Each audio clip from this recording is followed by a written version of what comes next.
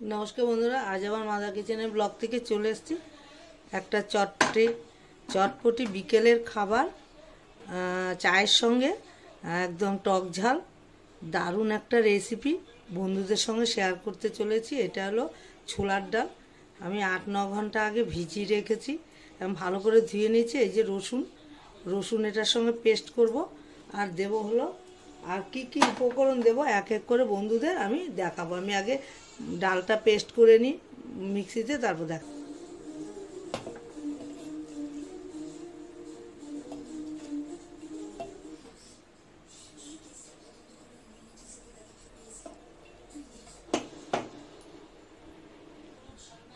ডালটা আমার এই যে বাটা হয়ে গেছে। দিয়ে দেবো হলো আন্দাজ মতো, মানে যতটুকু প্রয়োজন আর কি। এই যে নুন দিয়ে দিলাম, দিয়ে দেবো হলুদ,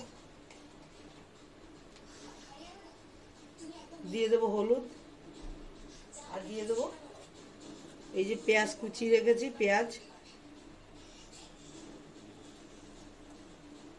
আর এই যে লঙ্কা, কাঁচা লঙ্কা দিয়ে দিলাম। এটা মাখিয়ে নিয়ে তারপর দেখাবো।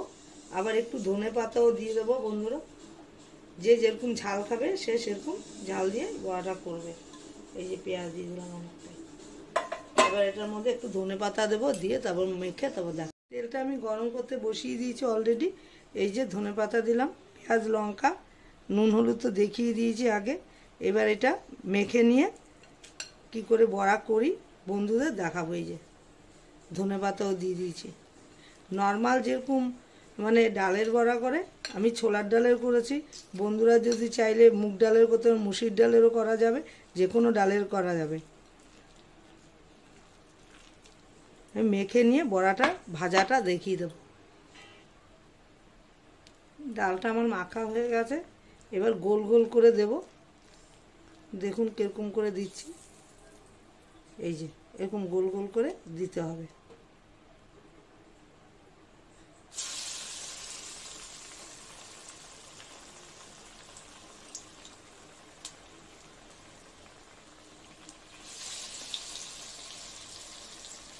একবারে 3টের বেশি হবে না।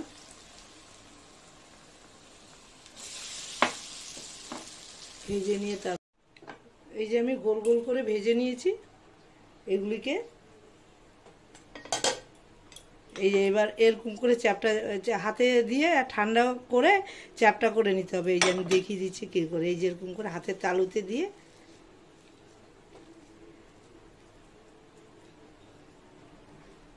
এই যে বন্ধুরা এরকম করে চ্যাপটা করে আবার ভাজতে হবে তেলে। এই যে আরেকটা দেখিয়ে দিচ্ছি। এটা দু হাতে তালু দিয়ে এরকম করে চেপে নিতে হবে, চেপে ছড়িয়ে যাবে। তারপর আমরা আবার তেলে ভেজে নেব।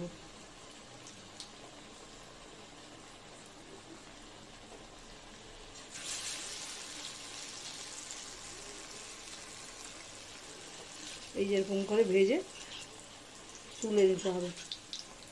দারুণ হয় কিন্তু বন্ধুরা এই ইয়েটা রেসিপিটা। আরও কিছু মানে কাজ বাকি আছে, শুধু ভাজলে হবে না, ভাজার পরে আরও আছে। এই যে আমার অনেকটা হালকা আছে বসিয়ে ভেজেছি, যেহেতু একবার ভাজা ছিল।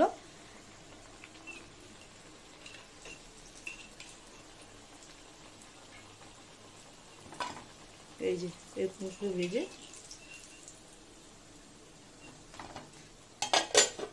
এই যে আরও দুটো দিয়ে দেবো। একসাথে দুটো বেশি হবে না আমার, যেহেতু কড়াইটা অনেকটাই ছোট। ভেজে নিয়ে তারপর বন্ধুদের আবার। বন্ধুরা আমার এই যে বড়াটা ভাজা হয়ে গেছে অলরেডি, দেখেছেন আমি কি করে ভাজলাম। হ্যাঁ এই যে ভাজা হয়ে গেছে।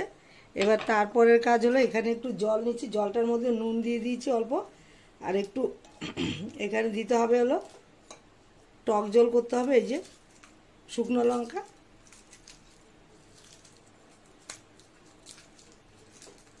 শুকনো লঙ্কাটাকে গুঁড়ো করে নিয়েছি হাত দিয়ে। দিয়ে দেবো হলো একটু ভাজা জিরার গুঁড়ো দেবো।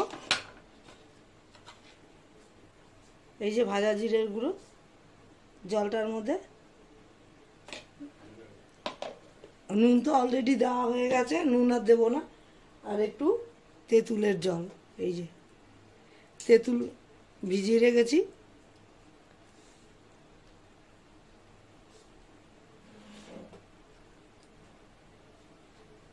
তেঁতুলের জলটা দিয়ে দিলাম। আর শুকনো লঙ্কা গুঁড়িয়ে রেখেছি, এটাও দিয়ে দিয়েছি। দিয়ে দেবো একটু ধনে পাতা, দিয়ে দেবো একটুখানি, এই যে দিয়ে দিলাম। দিয়ে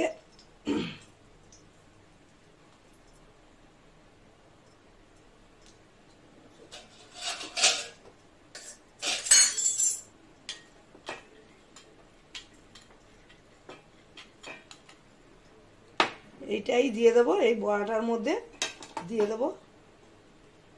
দারুণ কিন্তু হয় বন্ধুরা,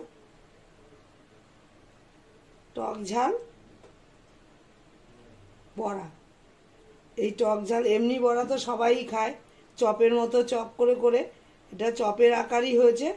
টক ঝাল চপ, ডালের চপ, টক ঝাল ডালের চপ, দারুণ কিন্তু হয় বন্ধুরা। একবার আমার মতন এরকম করে ফেলতে পারেন, ভালোই লাগবে। ভালো লাগলে লাইক শেয়ার কমেন্ট করবেন, সাবস্ক্রাইব করতে একদমই ভুলবেন না। সবাই ভালো থাকেন, সুস্থ থাকেন, আমিও ভালো থাকলে মাঝে মাঝে বিকেলে টিফিন হোক, দুপুরে রান্না হোক, সব কিছু বন্ধুদের সঙ্গে শেয়ার করব আমার রেসিপিটা।